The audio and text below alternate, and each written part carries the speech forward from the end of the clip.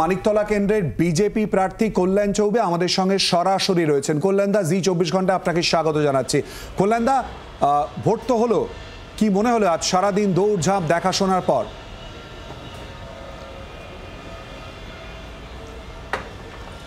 আপনাদের সাংবাদিকরাও ছিলেন, ভোট তারা দেখেওছেন এবং যতদিন বেঁচে থাকবেন নাতি নাতনিদেরকেও এই ভোটের গল্প শুনিয়ে যাবেন। গণতন্ত্রের কিভাবে ধর্ষণ হতে পারে সেটা আমরা মানুষ চোখে আজ দেখেছি। এবং এই ধরনের ভোট প্রক্রিয়া হতে থাকলে বিরোধীদেরকে বলে দিতে হবে, ভাই নমিনেশন দিও না, বা যদি নমিনেশন দাও সান্ত্বনা পুরস্কার নিয়ে উইথড্রয়ালের দিন উইথড্র করে নিও। তো ভোট আমি এক কথায় এইভাবে ব্যাখ্যা করতে পারি, এরকম ভোট দেখলাম। কল্যাণদা, কিছুক্ষণ আগেই আপনি আজ দুপুরে যখন নির্বাচন চলছে তখন সাংবাদিকদের মুখোমুখি হয়েছিলেন এবং আমরা ইতিমধ্যে সেই প্রতিক্রিয়া তুলেও ধরেছি। আপনি বলছেন আমি তো হেরে যাচ্ছি। কেন এরকমভাবে বলছেন? কি হলো?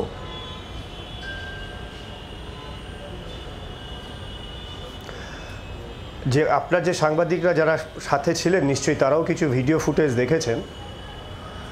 অন্ততপক্ষে তৃণমূলের গুন্ডা মস্তানরা বা বলবো কর্মী আর গুন্ডা মস্তান সমর্থক হয়ে গেছে। তারা দুটো জিনিস নিশ্চিত করেছেন। এক, বিজেপির যে এজেন্টরা বুথে বসেছিলেন তাদেরকে 8 ঘন্টা থেকে 3 ঘন্টার মধ্যে বুথ ছাড়া করে দিয়েছেন, ঠিক আছে? আর এই এখন ভোট শেষ হওয়ার পরে 4 জনকে আটকে রেখেছে, নির্বাচন কমিশনারকে অনুরোধ করে সেই 4 জনকে বাড়ি ফেরানোর ব্যবস্থা করতে হলো। দ্বিতীয়ত, যে পার্টে লোকসভাতে বিজেপি লিড পেয়েছিল বা যেখানে সামান্য ব্যবধান ছিল, গতকাল রাত্রেবেলা প্রত্যেক জায়গায় মার্চ পাস্ট হয়েছে 100 থেকে 150 বাহিনীর, সেন্ট্রাল বাহিনী নয়, তৃণমূল বাহিনীর। প্রতিটা বহুতল আবাসনে নিশ্চিত করা হয়েছে যে তারা যেন দেখে যে এই মার্চ পাস্টটা, এবং প্রত্যেকটা বস্তিতে মার্চ পাস্ট হয়েছে। যখন আমি আজকে ঘুরছিলাম বস্তির মুখে, গলির মুখে যেখান থেকে ভোটের জন্য বেরোতে যেতে হয়, সেখানে 25-30 জন করে বসে রয়েছে, শরীরী ভাষায় রয়েছে যে এই গণ্ডি পেরোনো নয়, এটা লক্ষণ রেখা। প্রতিটা বহুতলের সামনে গেটের বাইরে বসে রয়েছে এই পুরুষরা, যারা লক্ষণ রেখা রেখেছে যে এই লক্ষণ রেখা পার করে যাবেন না সাধারণ মানুষ। আর বুথের বাইরে 25, 50, 60 জন যে ভোটার স্লিপ রয়েছে, ভোটার স্লিপ দিস্তা ভোটার স্লিপ একজন এরকমভাবে দিচ্ছে, আর ভোট একজন দিয়ে আসছে, দ্বিতীয়জন এসে ভোট দিয়ে যাচ্ছে। অর্থাৎ একটা জিনিস নিশ্চিত করা হয়েছে যে ভোটাররা ভোট দিতে যাবে না, আর দ্বিতীয়টা হলো গিয়ে যা ভোট হবে ভিতরে পড়বে। তো আমার মনে হয় লাস্টলি সম্ভবত যোগদানে আমার সৌভাগ্য বা আমার আয়ু রয়েছে, বা আমার আশীর্বাদে বা ঠাকুরের আশীর্বাদে যে মারা যায়নি। সেখানে লোহার রড এবং পাথর দিয়ে যেভাবে আক্রমণ করা হয়েছে আমার উপর, আমি মারা গেলে আপনি আমার না এরকম ঘটনা, এরকম বিষয় কখনোই মানে একেবারেই অনভিপ্রেত এই বিষয় কখনোই নয়। কিন্তু কল্যাণদা, একটা প্রসঙ্গ তো উঠবে, সেন্ট্রাল ফোর্স রয়েছে, নির্বাচন কমিশন রয়েছে, সেখানে আপনি নিজেই অভিযোগ করছেন এই পুরো বিষয় কেউ সামলানোর জন্য এগিয়ে আসছে না বলতে চাইছেন? না, আসছে না। একটা উপনির্বাচন হচ্ছে, 2,12,000 ভোটার রয়েছে। কে ঘরের খেয়ে বোনের মোষ তাড়াবে? আপনি ছাপোষা বাঙালিকে জিজ্ঞাসা করুন, কোনো সাংসারিক পরিবারকে জিজ্ঞাসা করুন, কে রিস্ক নেবে একদিনের জন্য ভোট দিতে যখন তাকে বলা হয়েছে যে আপনাকে ভোট দিতে আসতে হবে না? কে কার দায় পড়েছে সমাজকে শোধরানোর, দেশকে শোধরানোর? কেউ রিস্ক নেবে না দাদা।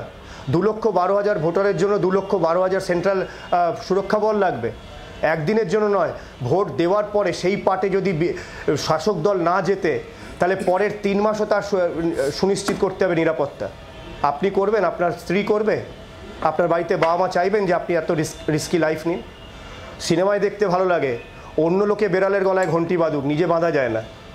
পশ্চিমবাংলায় ভোট হয় না প্রহসন, পশ্চিমবাংলায় ভোট করা মানে সরকারি অর্থ খরচ। এর থেকে 6.5 লক্ষ কোটি টাকা যে দেনা রয়েছে, এই ভোট না করিয়ে সেই টাকা গরিব মানুষের কাজে লাগানো হোক। ভোট বন্ধ করে দেওয়া উচিত।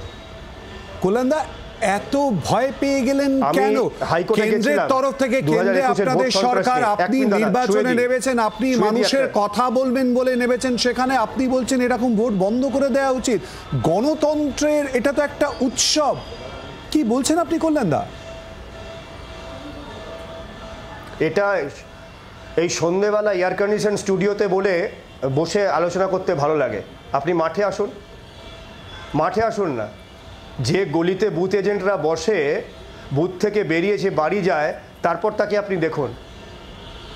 এই কথা বলতে ভালো লাগে, শুনতেও ভালো লাগে, তাত্ত্বিক কথা মনে হয়। মাঠে নেমে চাষ করতে কঠিন আছে দাদা। মানে মার্জনা করবেন, মানে পেশাগত কারণে আমাদের সবাইকেই মাঠে নামতে হয়, এই অভিজ্ঞতাগুলো রয়েছে। ভোট দেওয়ার আবেদন আমরা গণতন্ত্রের স্তম্ভ হিসেবে জানিয়ে থাকি এবং আপনারা কিন্তু ভোট চাইতে যাচ্ছেন, সুতরাং আপনারা এই জায়গাটা সুনিশ্চিত করবেন। কেন্দ্রে আপনারা রয়েছেন, তাই নয় কি?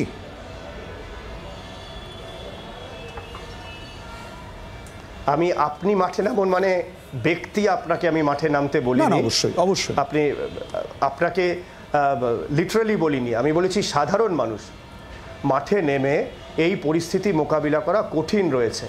আর কেন্দ্র সরকারের কি কাজ রাজ্যে ভোট করানো একটা উপনির্বাচনে? পশ্চিম ভারতবর্ষের আর অন্য কোনো প্রান্তে নির্বাচন হচ্ছে না, তাহলে পশ্চিমবাংলার নির্বাচিত শাসক কি করছে? সে প্রশাসন কি করছে? একটা উপনির্বাচন করাতে পারবে না? সব কিছুতে আপনাকে কেন্দ্রীয় সরকারের মুখাপেক্ষী হয়ে থাকতে হবে কেন? তাহলে আপনি বলুন, আপনি রাষ্ট্রপতি শাসন নিন। স্পষ্ট করবো আপনাকে, আজকে সারাদিনের ঘটনা প্রবাহের পর এখনো কি আপনি ত্রস্ত ভীত অবস্থায় রয়েছেন?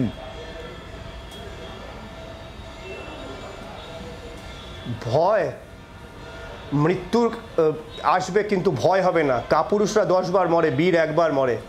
আমরা ময়দানে মাঠে ঘাটে বড় হওয়া মানুষ, জীবনে সংঘর্ষ করে বড় হয়েছি। ভয় আসার থেকে বীরগতি প্রাপ্ত করব, ভয়ের তো প্রশ্ন নেই। এই নির্বাচন, আগের নির্বাচন, যত নির্বাচন হবে, যখন যেখানে দল মনে করবে প্রতিদ্বন্দ্বিতা করব। আর আজকে যেভাবে দৌড়ে 20 জনকে ধরেছি, ছাপ্পা ভোট দেওয়ার সময় 200 জনকে ধরব, ভয় হবে না। মৃত্যু আসতে পারে, ভয় তো কাপুরুষদের জন্য। প্রতিদিন মরে কাপুরুষ, একদিন মরবো, স্টোরি হবে যে মরেছে একটা কাজের জন্য মরেছে। রামকৃষ্ণদেব কি বলেছেন? জন্মেছিস যখন একটা দাগ কেটে যা, দাগ কেটে যাবো, আপনারা স্টোরি করবেন না। এই সমস্ত বিষয় কখনোই নয়। কল্যাণদা, সুস্থতা অবশ্যই করে আমরা প্রত্যেকে প্রার্থনা করবো। আমরা বাংলার আওয়াজ, বাঙালির আবেগ, জি 24 ঘন্টা।